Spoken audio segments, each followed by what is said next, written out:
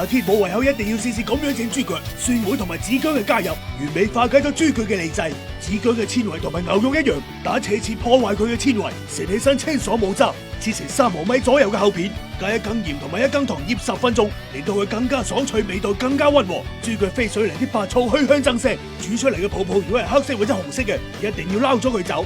煮到後邊呢啲變晒白色嘅就唔使理佢。煮5分鐘就可以撈起身，跟住落嚟炒下啲蒜頭同埋子薑，炒出咗佢哋嘅香味就暫時出鑊，唔使洗鑊，將啲豬腳瀡落去，豬腳用中細火嚟煎一煎，將佢多餘嘅油脂逼出嚟，同時可以去除佢嘅豬氣味。好啦，已經豬腳兩面金黃，蘸一圈鬼吉味去香增色，炒佢2下就可以放醬料啦。用嘅係呢種老牌子嘅冰花酸梅醬，從細食到大，味道同埋包裝一直未變過。一隻豬腳放2大羹，再嚟1羹仔海鮮醬。用細火將佢哋炒香炒均勻，加熱水加到8-9成滿，調味放大半茶匙鹽，1湯匙嘅蠔油，放片糖落去，佢一陣收汁收得結，可以包裹住晒啲豬手。要上色就要靠老抽，大約3匙羹左右，放翻剛剛嘅子薑落去，水滾咗，用均勻嘅細火燜30分鐘，最後收汁收到剩翻咁多就可以馬上出鑊。